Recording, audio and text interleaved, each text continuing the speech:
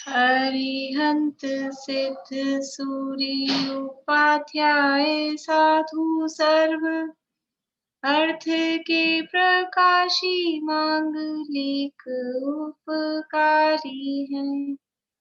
तिन्ह को स्वरूप जान रागते भई जो भक्ति काय को नवाए स्तुति को उचारी है। धन्य धन्य ते नहीं ते काज सब आज भय कर जोरी बार बार वंदना हमारी है। मंगल कल्याण सुख ऐसो हम चाहत हैं। हो मेरी ऐसी दशा जैसी तुम धारी है। हो मेरी ऐसी दशा जैसी तुम धारी है। मंगलमय मंगल करण वीतराग विज्ञान नमो ताहि जाते भय अरहंताति महान। करी मंगल करी हो महा ग्रंथ करण को काज जाते मिले समाज सब पावे निज पद राज। इस भव तरु का मूल एक जानहु मिथ्या भाव ताको करी निर्मूल अब करिए मोक्ष उपाय करिए मोक्ष उपाय। मंगलाचरण इतना मार्मिक है, सारी बात उस मंगलाचरण में ही कह दी है। इस भवतरु का मूल एक मिथ्यात्व है। जीव के दुख का कारण कौन है? छेड़ाला में भी वही कहा है ना, मोह महामद पियो नादी, वही एक दुख का कारण है। और दुनिया में कोई दूसरा आदमी, दूसरा व्यक्ति, दूसरा पदार्थ वो दुख का कारण नहीं। चलिए, यहाँ अपनी बात चल रही थी व्यवहाराभासी के प्रकरण में। 4 प्रकार के व्यवहाराभासी कौन कौन से हैं? 4 प्रकार के व्यवहाराभासी बोलिए पूर्णिमा आंटी।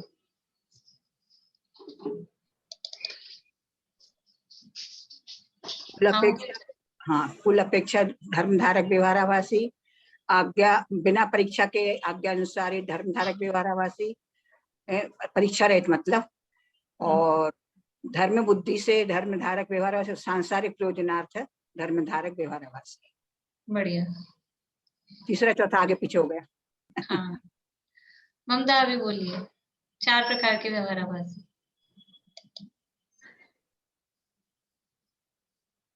कुल अपेक्षा धर्मधारक, सांसारिक प्रयोजनार्थ धर्मधारक, और धर्म बुद्धि से धर्मधारक दूसरा है क्या? व्यवहाराभासी, और परीक्षा रहित आज्ञा अनुसारी धर्मधारक व्यवहाराभासी। ठीक है, बढ़िया। बोलिए विनीता जी, बोलिए। कुल अपेक्षा धर्मधारक व्यवहाराभासी, परीक्षा रहित आज्ञानुसारी धर्मधारक व्यवहाराभासी, आजीविका प्रयोजनार्थ धर्मधारक व्यवहाराभासी, धर्म बुद्धि से धर्मधारक व्यवहाराभासी। ठीक है, वो सांसारिक प्रयोजनार्थ आजीविका वाला सांसारिक प्रयोजन। बोलिए भारती आंटी। कुल अपेक्षा धर्मधारक व्यवहाराभासी, परीक्षा रहित आज्ञानुसारी धर्मधारक व्यवहाराभासी, सांसारिक प्रयोजनार्थ धर्मधारक व्यवहाराभासी, धर्म बुद्धि से धर्म धारक व्यवहाराभासी। बोलिए सुनीता आंटी। कुल अपेक्षा धर्म धारक व्यवहाराभासी, परीक्षा रहित धर्म धारक व्यवहाराभासी, संसार प्रयोजन परीक्षा रहित परीक्षा रहित आज्ञानुसारी आज्ञानुसारी। परीक्षा रहित आज्ञानुसारी अनुसारी धर्म धारक व्यवहाराभासी, संसारिक प्रयोजनार्थ धर्म धारक व्यवहाराभासी और धर्म बुद्धि से धर्म धारक व्यवहाराभासी। ठीक है। धर्म बुद्धि से निशा आंटी।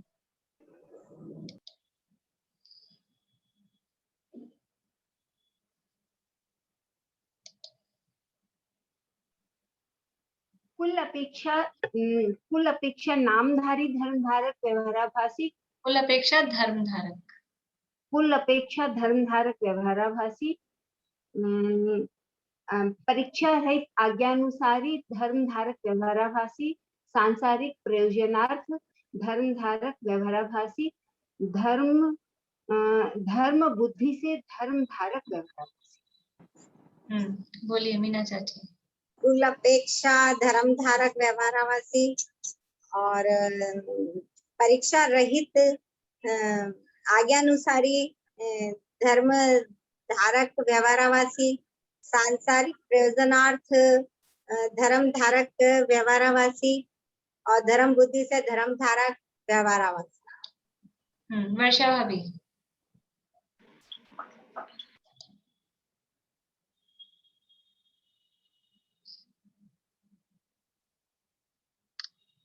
मोना भाभी।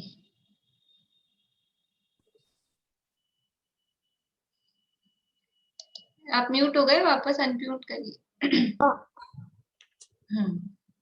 भाभी देख के बोलूंगी। ठीक है, देख के बोलिए। हाँ। इनके बाद आभा आंटी आपका नंबर है। कुल अपेक्षा धर्मधारक व्यवहाराभासी, परीक्षा रहित आज्ञानुसारी धर्मधारक व्यवहाराभासी, सांसारिक प्रयोजनार्थ धर्मधारक व्यवहाराभासी और धर्म बुद्धि से धर्मधारक व्यवहाराभासी। ठीक है, बढ़िया। मैं बोलूं? हाँ। कुल अपेक्षा धर्मधारक व्यवहाराभासी, परीक्षा रहित आज्ञा अनुसार धर्मधारक व्यवहाराभासी, सांसारिक प्रयोजनार्थ धर्मधारक व्यवहाराभासी, धर्म बुद्धि से धर्मधारक व्यवहाराभासी। बढ़िया, बोलिए। कुल अपेक्षा धर्म धारक व्यवहाराभासी, परीक्षा रहित आज्ञानुसारी धर्म धारक व्यवहाराभासी, सांसारिक प्रयोजनार्थ धर्म धारक व्यवहाराभासी और धर्म बुद्धि से धर्म धारक व्यवहाराभासी। ठीक है, बढ़िया। ये 4 प्रकार के व्यवहाराभासी हैं। इनमें से अपनी चर्चा चल रही है परीक्षा रहित आज्ञानुसारी, परीक्षा रहित आज्ञानुसारी धर्म धारक व्यवहाराभासी। तो यहाँ बताया कि कुछ जो होते हैं वो परीक्षा नहीं करते, केवल आज्ञा मानते हैं और समझते हैं कि हम धर्म के धारक, मतलब हम सम्यक दृष्टि, हम भगवान की आज्ञा मान रहे हैं, जैसा जैन धर्म में कहा है वैसी आज्ञा हम मान रहे हैं, जिन आज्ञा को मान रहे हैं, इसलिए हम तो धर्मात्मा है। धर्मात्मा है मतलब ज्ञानी है, सम्यक दृष्टि है, ऐसा वो अपने आप को मानते हैं। तो सबसे पहले पंडित जी साहब ने बताया परीक्षा की आवश्यकता क्यों है। क्यों है परीक्षा की आवश्यकता? कि परीक्षा किए बिना सत्य असत्य का निर्णय नहीं हो पाता है, इसलिए आज्ञा तो मानना, लेकिन परीक्षा पूर्वक उस आज्ञा को मानना चाहिए। फिर उसने तर्क दिया है, 3 प्रमाण दिए हैं कि शास्त्रों में 10 प्रकार के सम्यक्त्व कहे हैं, आज्ञा सम्यक्त्व कहा है और आज्ञा विचय धर्म ध्यान कहा है, और एक निशंकित अंग भी कहा है कि जिन वच में शंका नहीं करनी चाहिए। फिर उसका क्या होगा, वो कैसे कहा है, उसका जवाब अपना यहाँ चल रहा है। देखिए पेज नंबर 215 पे समाधान। शास्त्रों में कितने ही कथन तो ऐसे हैं, बोलिए भारती आंटी। ये मैं कह रही थी परीक्षा कहते हैं करने को, लेकिन परीक्षा करने के लिए भी तो अपनी आपके खुद की बुद्धि होनी चाहिए, उसका निर्णय अब सही है कि गलत है ये कैसे होगा। इतनी बुद्धि परीक्षा इतनी कर रही हूँ। ये बात चल रही है मनुष्यों के लिए, और इतनी बुद्धि मनुष्यों को है। हित अहित का निर्णय करने योग्य सैनी पंचेंद्रिय है, और उसमें भी तिर्यंज नहीं है, मनुष्य हैं। तो इतनी बुद्धि तो होती है। लगाएंगे नहीं तो वो कहेंगे मेरे पास बुद्धि नहीं है। सब में बुद्धि लगती है, और कामों में बुद्धि लगती है। इतनी बुद्धि है, कर सकते हैं। वो कहेंगे पंडित जी साहब आगे पीछे भी कहेंगे, अपने आगे आएगा शायद पंचलब्धि का, कि वो तो सब हो गया है तुम्हारे, उसमें कोई जरूरत ही नहीं है कि कहो हमारे पास बुद्धि नहीं है, शिवक्षम नहीं है। कि तत्व निर्णय करने योग्य शिवक्षम तो तेरे हुआ है, ऐसी लाइन दी है। नहीं, मैं बुद्धि है, बुद्धि की बात नहीं कर रही हूँ। मान लीजिए जैसे आपको, मेरे को कोई चीज सही लग रही है, वो जरूरी नहीं है ना सही हो, वो मैं कह रही हूँ। आज कोई चीज का निर्णय करूंगी तो मैं मेरे अपने आत्मा के अनुसार, अपनी आत्मा में जो मेरे को ठीक लग रहा है उसके अनुसार करूंगी।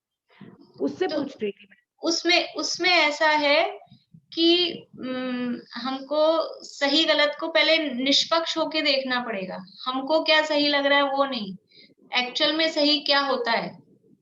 जैसे ऐसे कहते हैं ना, जो सच्चा है वो मेरा, कि जो मेरा है वो सच्चा।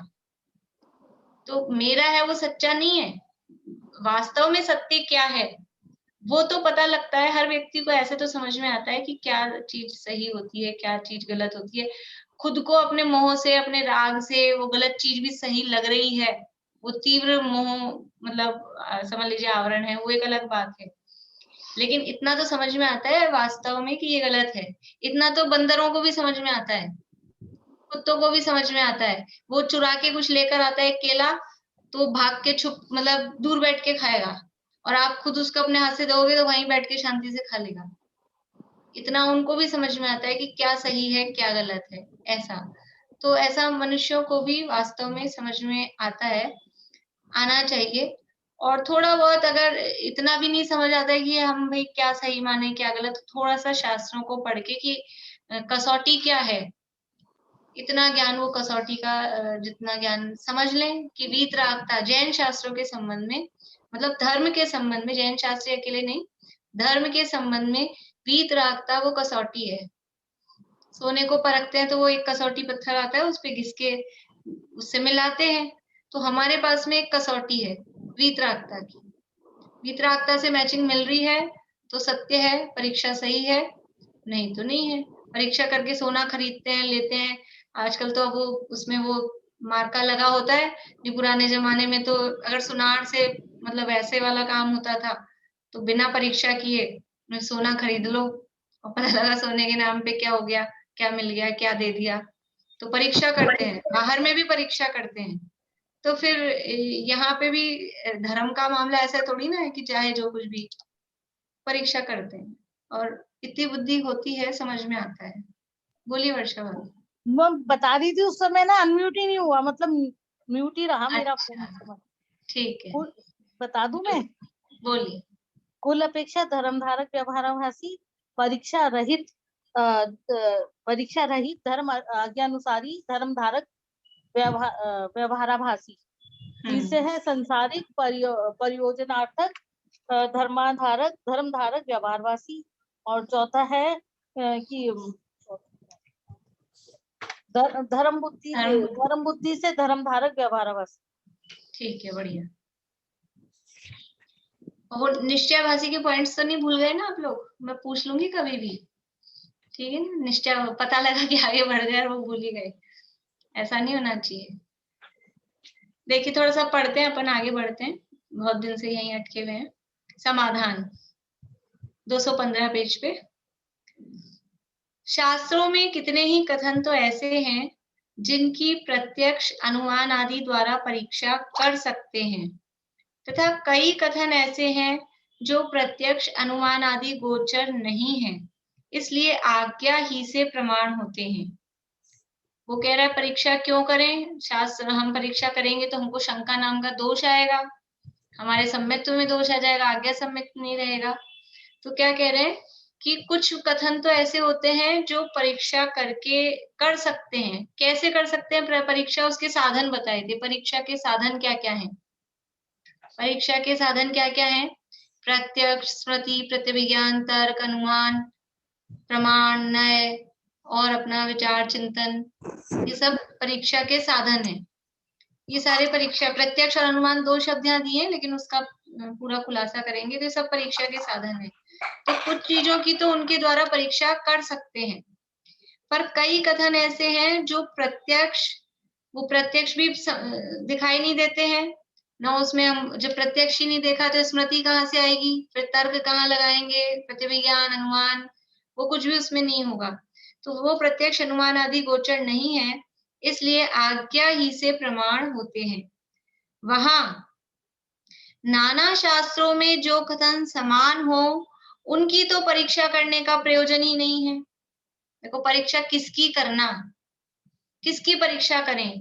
तो हमने 4 शास्त्र पढ़े, 6 शास्त्र पढ़े, 10 शास्त्र पढ़े, सब में वो एक ही बात आ रही है, एक ही बात आ रही है, तो वहां परीक्षा करने का कोई प्रयोजन ही नहीं है। ठीक है, समान है। परंतु जो कथन परस्पर विरुद्ध हो, अब कोई, हमने 4 शास्त्र पढ़े, अब उनमें कोई बात ऐसी दिख रही है कि एक शास्त्र में ये लिखा है, एक शास्त्र में ये लिखा है, परस्पर विरुद्ध दिखाई दे रहे हैं, ऐसा कुछ दिखाई दे रहा है। कुछ किसी शास्त्र में लिखा है पूजा पाठ करना धर्म है, किसी शास्त्र में लिखा है पूजा पाठ करना धर्म नहीं है। अब क्या करें?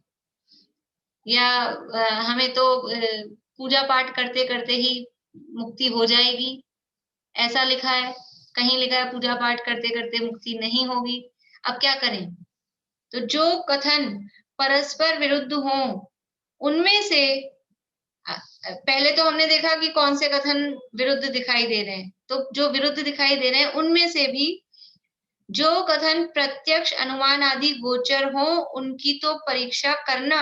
अब कोई, मान लो कोई कथन ऐसे है, ये पूजा पाठ वाला बात है, एक तो ये बात है, और एक बात ऐसी है कि किसी शास्त्र में लिखा है कि विजयाचल मंदिर मेरू वो 84,000 योजन ऊंचे हैं, दूसरे शास्त्र में लिखा है 85,000 योजन ऊंचे हैं।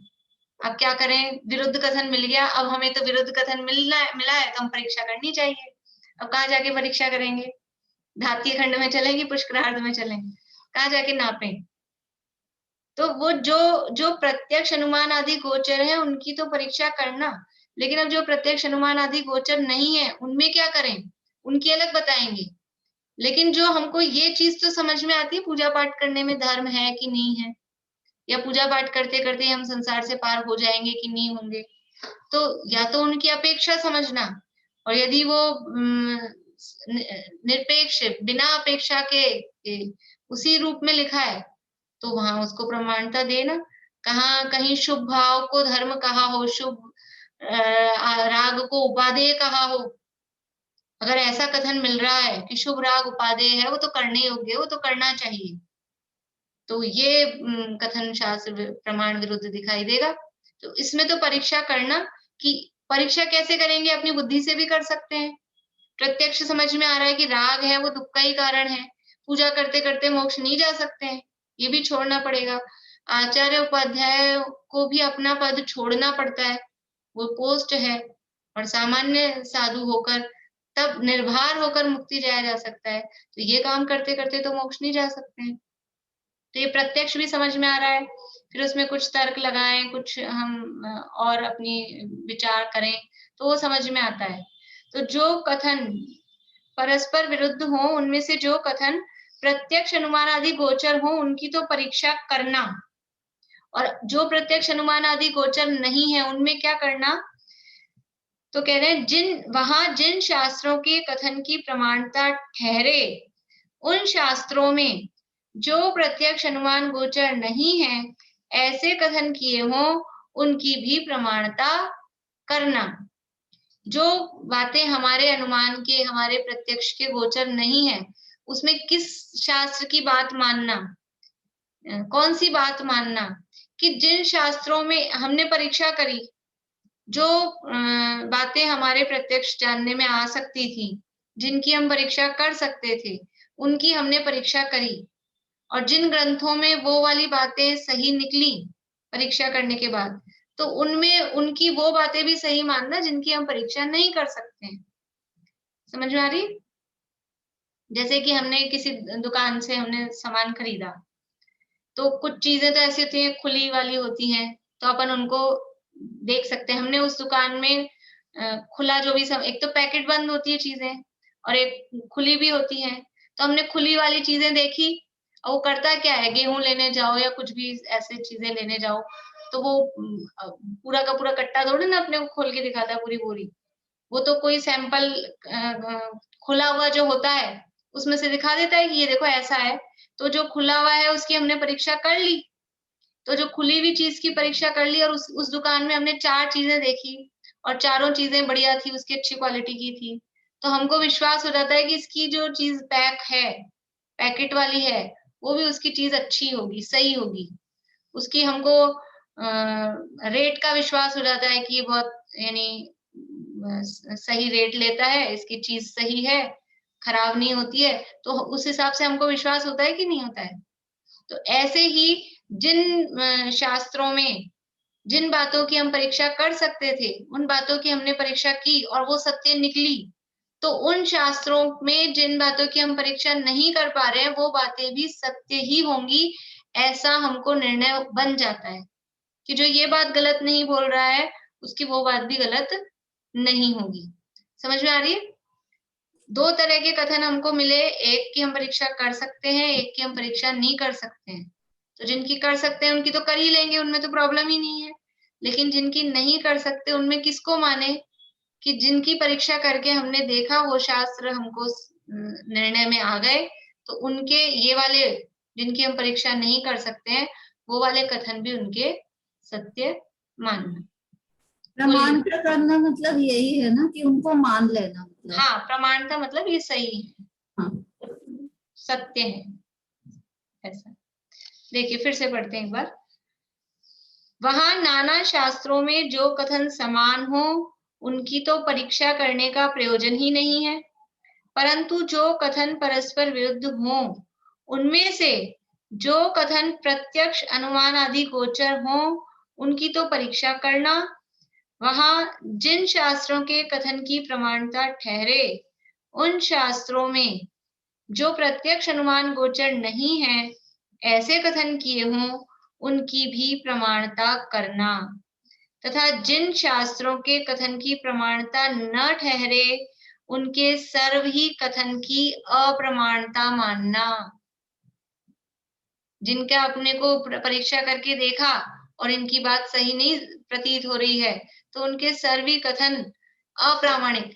ऐसा किसी व्यक्ति की भी इमेज हो जाती है कि 2 तरह की चीजें होती है, बात की प्रमाणता से व्यक्ति की प्रमाणता होती है कभी कभी, और कभी कभी व्यक्ति की प्रमाणता से बात की प्रमाणता होती है।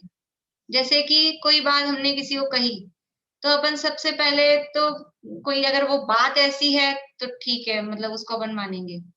और कभी कभी ऐसा होता है वो हम बोलते हैं किसने कही है ये बात, कोई भी चीज हो, कोई मान लो अनाउंसमेंट हो, कुछ इस तरह की बात हो, तो किसने कही, उसने कही, हमने किसी भी व्यक्ति का नाम लिया, अरे उनका कोई भरोसा नहीं, वो यूं ही बोलते हैं। अपनी इमेज अगर किसी व्यक्ति की ऐसी है तो वो जिसकी और बातें अपने को अप्रामाणिक दिखती हैं कि कभी भी कुछ भी बोलते हैं, तो उनकी सही भी हो कैसी भी हो फिर उनकी प्रामाणिकता नहीं रहती है। और कोई व्यक्ति प्रामाणिक है कि ये बिना बात की बात नहीं बोलता है, हवा में कुछ भी नहीं बोलता है, कुछ यानी तथ्य हो तो ही बोलता है, तो हमको पता लगा ये बात उन्होंने कही है तो फिर बात में दम है, तो फिर हम उनकी बात प्रमाण मानते हैं। तो जिन शास्त्रों की हमने परीक्षा की वो बातें उसमें सही निकली तो उनकी और भी बातें सब सही होंगी, ऐसा हमको समझ में आता है। और जिनकी जो एक बात सही नहीं लग रही उनकी सभी बातें कुछ सही भी हो, आगे करेंगे अभी हुआ आपको यहाँ तर्क वितर्क, एक आध बात उसमें सही भी होगी तो भी वो क्योंकि व्यक्ति अप्रामाणिक समझ में आता है तो वो ग्रंथ अप्रामाणिक है, तो कुछ बातें ठीक भी हो तो भी वो पूरा पूरा ग्रंथ ही अप्रामाणिक कहा जाता है। देखिए ये हुई आगे। यहाँ कोई कहे कि परीक्षा करने पर कोई कथन किसी शास्त्र में प्रमाण भाषित हो तथा कोई कथन किसी शास्त्र में प्रमाण भाषित हो, तब क्या करें? बहुत अभी करेंगे इसमें तर्क वितर्क। एक बात हमको इधर सही लग रही है, एक बात हमको इधर सही लग रही है, अब क्या करें?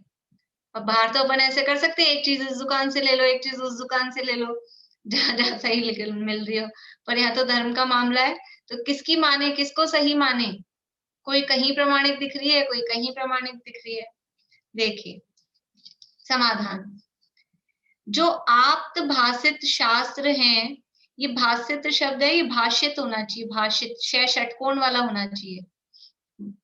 आप्त भाषित शास्त्र हैं, उनमें कोई भी कथन प्रमाण विरुद्ध नहीं होते।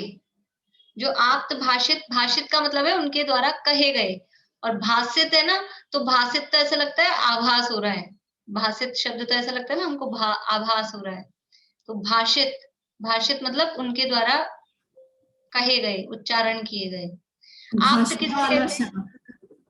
हाँ, भाषा में जो शा आता है। हाँ हाँ, ऐसे बोलते हैं ना, सर्वज्ञ भाषित कथित ग्रणधर सूत्र से ही श्रमण जन, गाथा है प्रवचन सार की जिसमें, तो वो भाषित मतलब उनके द्वारा कहे गए, और भाषित शब्द में तो आभास, आभास वाला भास आता है। आप्त किसे कहते हैं? आप्त, भारती आंटी आप बोलेंगे आप्त किसे कहते हैं? बोलिए, अनम्यूट नहीं हुआ आपका, अनम्यूट नहीं हुआ। मैं ये कह रही हूँ, ये ऊपर में दोनों जगह भाषित भाषित ही लिखा हुआ है, जो ऊपर है ना, यहाँ कोई कहे कि वहां परीक्षा करने भाषित, वहां भाषित तो भाषित ही है, भाषित मतलब हमको मालूम हो रहा है वो भाषित ही है। ऊपर जो भाषित लिखा है ना, कोई कथन किसी शास्त्र में प्रमाण भाषित हो, कोई कथन किसी शास्त्र में प्रमाण भाषित, तो यहाँ भाषित का मतलब है हमको ऐसा भास हो रहा है, आभास हो रहा है, लग रहा है, वो भाषित ही है शब्द। पर ये जो है ना आप्त भाषित, वो आप्त भाषित है। अब आप्त माने दिव्य ध्वनि की जो वाणी है, भगवान के द्वारा कही गई वाणी, गलत पता नहीं। आप्त माने दिव्य ध्वनि, ऐसा कह रहे हैं आप? मतलब हाँ, भगवान जिन देव के द्वारा कही गई वाणी, जो आप्त भाषित शास्त्र। नहीं, केवल आप्त का अर्थ पूछ रही हूँ, आप्त। ठीक है, वैसे आपका बोल नहीं पा रहे, बेला भाभी बोलिए, आप्त किसे कहते हैं?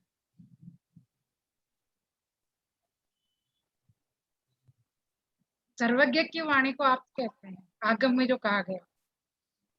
हाँ, मीना चाची आप कुछ कह रहे थे? सर्वज्ञ भगवान को आप्त कहते हैं। हाँ, आप्त यानी वाणी नहीं, आप्त का मतलब होता है देव, सच्चे देव को आप्त कहते हैं, सच्चे देव को आप्त कहते हैं, भगवान को आप्त कहते हैं। तो आप्त भाषित यानी सच्चे देव के द्वारा कही गई वितरागी सर्वज्ञ हितोपदेशी भगवान को आप्त कहते हैं, वो सच्चे देव हैं, उनको आप्त कहते हैं। तो आप्त भाषित यानी वितरागी सर्वज्ञ भगवान द्वारा कही गई, कह रहे हैं तो हितोपदेशी है ही है, समझ में आ रहा है कि बोल रहे हैं तो जो वितरागी सर्वज्ञ हितोपदेशी भगवान हैं, उनके द्वारा कहे गए शास्त्र हैं, उनमें कोई भी कथन प्रमाण विरुद्ध नहीं होते। जो वितरागी सर्वज्ञ भगवान द्वारा कहे गए हैं, उनमें कोई भी कथन प्रमाण विरुद्ध होते ही नहीं है। वो कह रहा है कोई कथन किधर प्रमाण लगेगा, कोई कथन किधर प्रमाण लगेगा, तो ऐसा होता ही नहीं है। जो सर्वज्ञ भगवान द्वारा कहे गए हैं, उनमें कोई भी कथन प्रमाण विरुद्ध नहीं होते। क्यों नहीं होते, क्या गारंटी है, आप ऐसे कैसे कह सकते हो? तो उस दिन अपन ने चर्चा की थी, क्यों नहीं होते। प्रमाण विरुद्ध का मतलब है झूठे, असत्य नहीं होते। क्यों नहीं होते, बिना नीचे देखे कोई बता सकते हैं?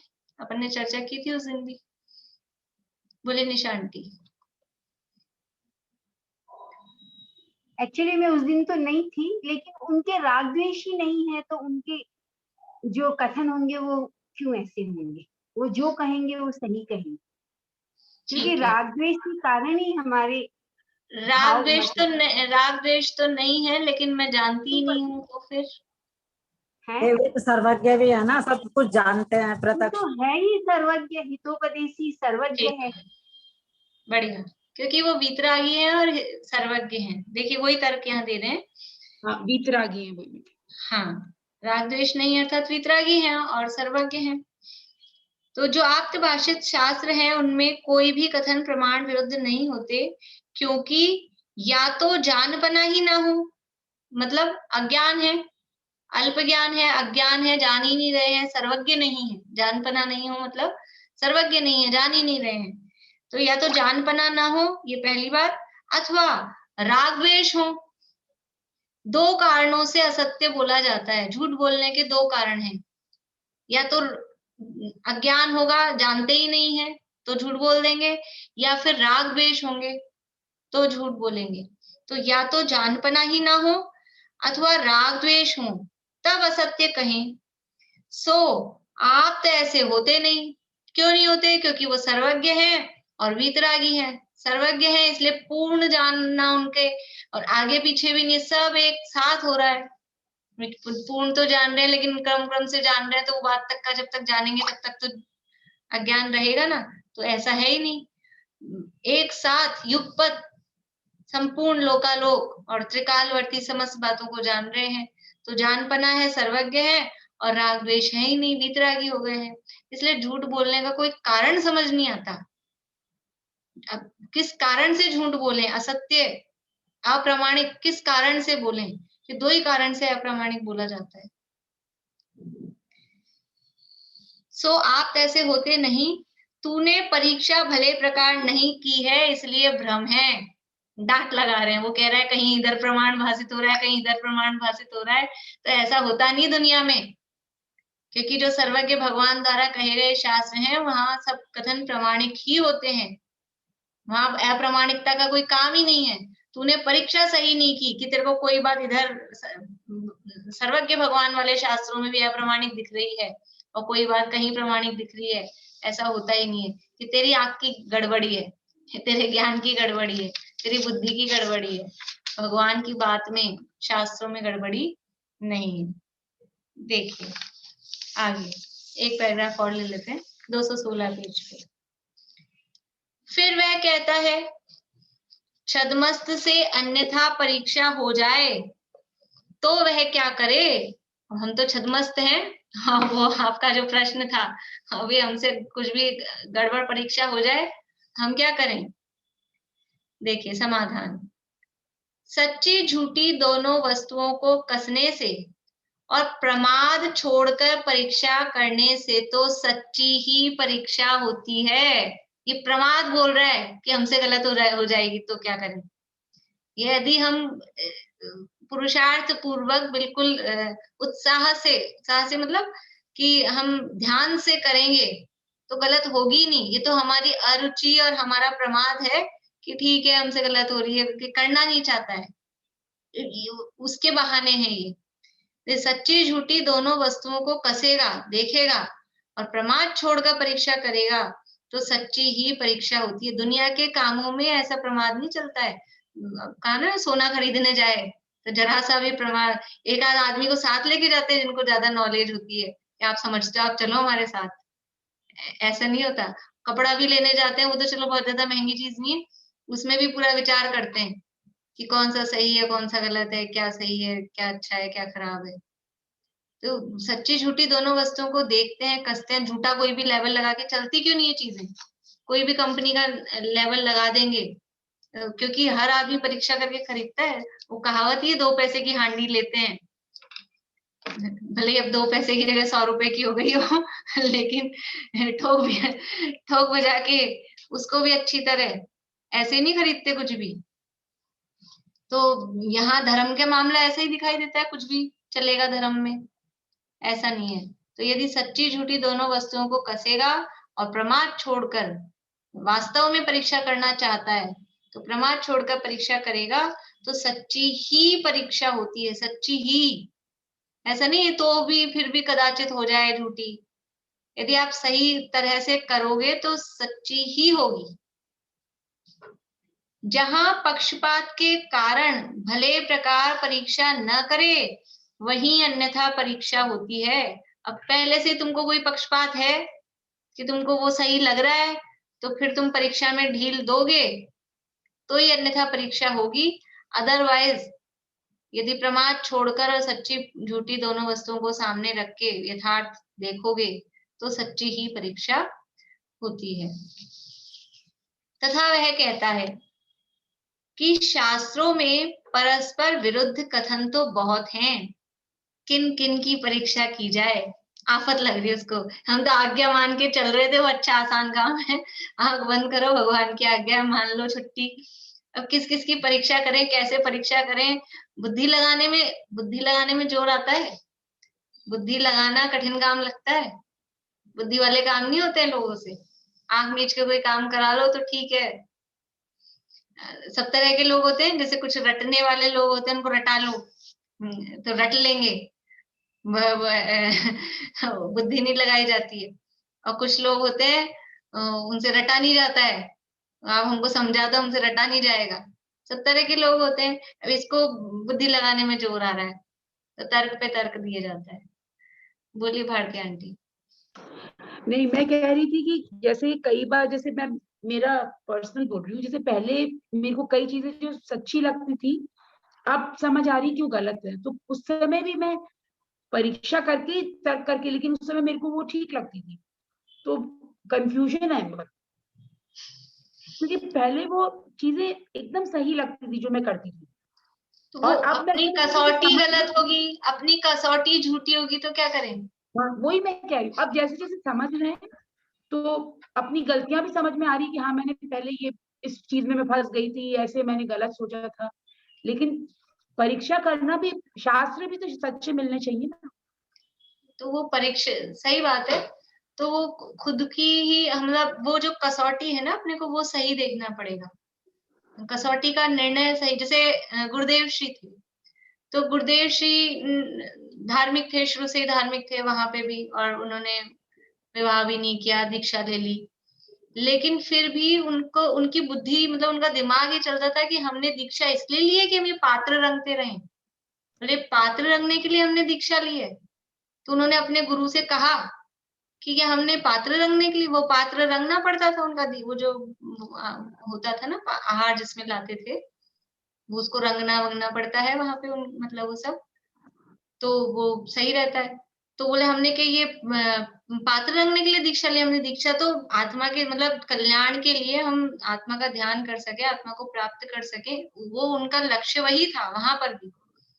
लेकिन वो तो मिल नहीं रहा था, और ये काम करना उनको बहुत खोटा लगता था कि ये काम करने के लिए हमने दीक्षा ली है। तो उनको गुरु ने कह दिया, बिना पात्र वाला गुरु ढूंढ ले, नहीं करनी है तो ये। तो उनकी वो खोज, मतलब उनको सही नहीं लगता था।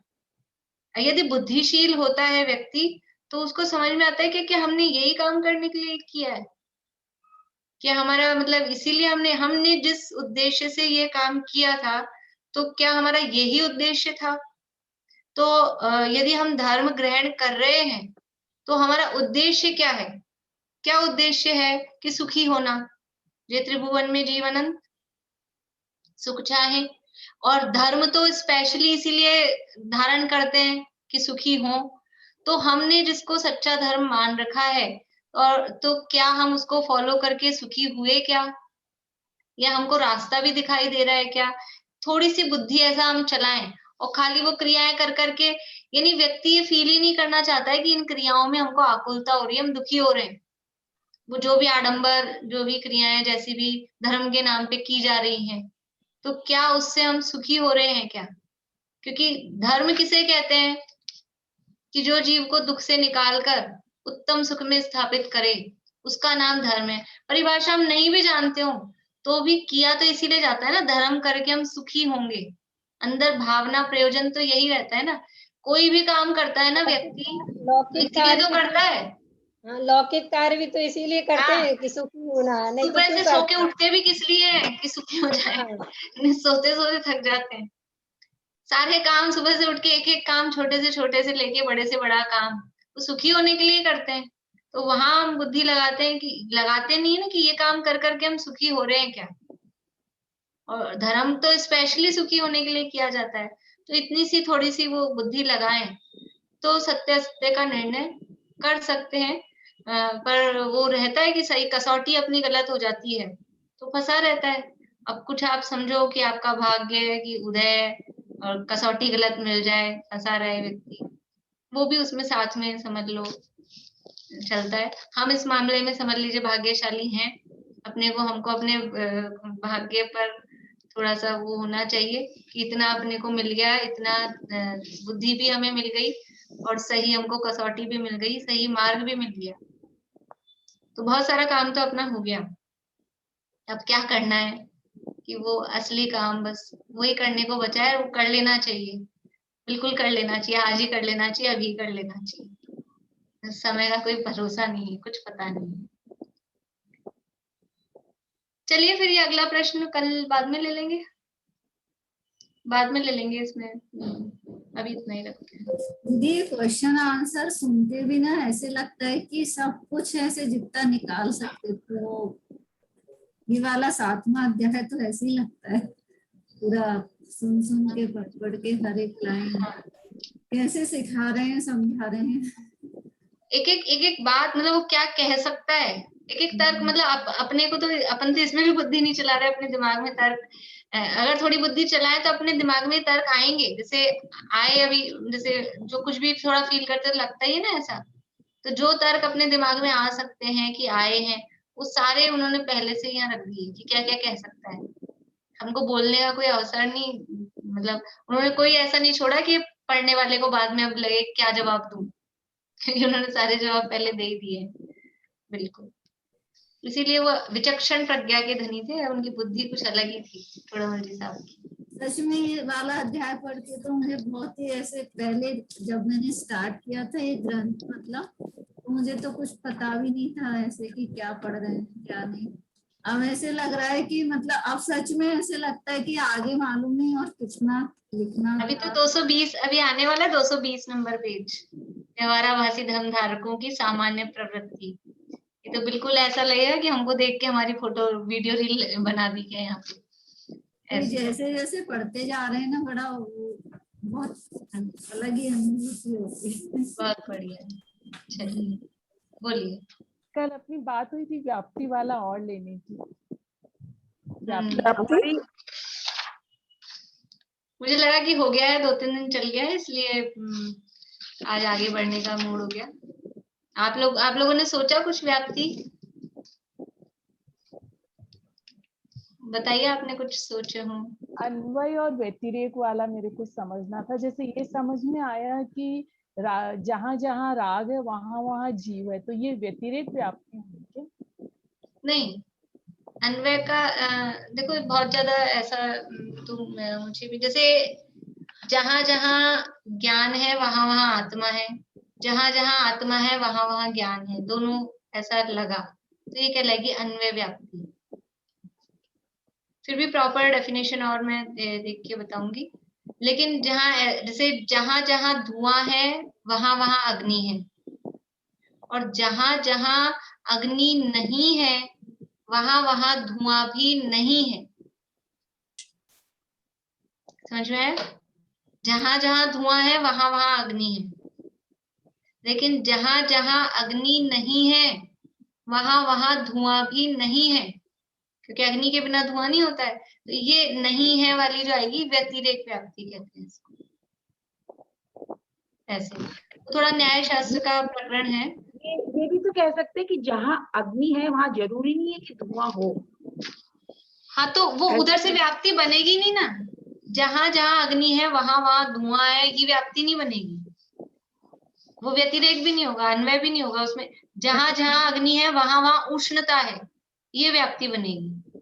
ये दोनों साइड से बनेगी, अन्वय भी और व्यतिरेक भी सीधी सीधी बनेगी। मतलब व्यतिरेक का मतलब है उसको अपन उल्टा करके मतलब उसमें नहीं लगा के बना रहे हैं व्याप्ति। जैसे जहां जहां धुआं है वहां वहां अग्नि है, पर ऐसे नहीं बना सकते जहां जहां अग्नि है वहां वहां धुआं है। जहाँ जहाँ बर्फ है वहाँ वहाँ पानी है, पर जहाँ जहाँ पानी है वहाँ वहाँ बर्फ होना जरूरी नहीं, वो भी हो सकता है। हाँ हाँ, दीदी तो जहाँ जहाँ, बोलिए, जहाँ जहाँ संसारी जीव है वहाँ वहाँ कर्म है, वहाँ वहाँ कर्म भी है। हाँ, संसारी जीव है तो कर्म है ही ना। हाँ, जहां जहां कर्म नहीं है वहां वहां संसारी जीव नहीं है, फिर वो उधर से ऐसा ऐसा बनाएंगे। जब तक कर्म है संसार दशा है उसमें, ठीक है। तो व्यतिरेक व्याप्ति होती है, उसमें वो नहीं लग के, मतलब नास्ति परक टाइप से जो बनती है ना, तो उस तरह से, जैसे जहां जहां राग है वहां वहां जीव है, और जहां जहां जीव नहीं है वहां वहां राग भी नहीं है, फिर वो ऐसे बनाएंगे। फिर ऐसे नहीं जहां जहां जीव है वहां वहां राग है, और जहां जहां राग है वहां वहां जीव है, दोनों साइड से नहीं बनेगी। वो दोनों साइड से बनेगी ज्ञान के साथ। जहां जहां ज्ञान है वहां वहां जीव है, जहां जहां जीव है वहां वहां ज्ञान है। तो वो जो मूल स्वभाव है उनके साथ तो दोनों तरफ से व्याप्ति बनेगी। और ये जो कुछ अपन ऐसा राग वगैरह के साथ बना रहे हैं, दुख, जहां जहां दुख है वहां वहां जीव है, ये हमने व्याप्ति बना सकते हैं कि नहीं बना सकते हैं? बना सकते हैं, क्योंकि सुखी दुखी जड़ पुद्गल नहीं होता है। लेकिन जहां जहां दुख है वहां वहां जीव है, पर जहां जहां जीव है वहां वहां दुख है, ऐसा नहीं बना सकते, इधर से नहीं बनेगी। तो जहां जहां जीव नहीं है वहां वहां दुख भी नहीं है, फिर उसको ऐसा उल्टा करके बनाएंगे तो वो व्यतिरेक व्याप्ति कहलाती, इस तरह से। बहुत मतलब बहुत सारी चीजों में ऐसी व्याप्तियां, यानी जहां जो जिसका होता है, मतलब जो जिसका होता है, मतलब वो उससे अलग नहीं किया जा सकता, उसके साथ में व्याप्ति बनती है। तो जितने भी स्वभाव रूप हैं उनके साथ में व्याप्ति बनेगी ही। जिस भी चीज का जहां जहां मिठास है वहां वहां शक्कर है, जहां जहां शक्कर है वहां वहां मिठास है, जहां जहां खारापन है वहां वहां नमक है, जहां जहां नमक है वहां वहां खारापन है, दोनों साइड से बनेगी। घंटी बजाएंगे। मूल स्वभाव है उनके। तो स्वभाव जहाँ है वहां तो अन्वय व्यतिरेक, मतलब दोनों तरफ से अन्वय व्याप्ति कहेंगे उसको। लेकिन जो मूल स्वभाव नहीं है उनके साथ में फिर उस तरह से उसको रिवर्स करके नास्ति परक व्याप्ति बनाते हैं। चलिए,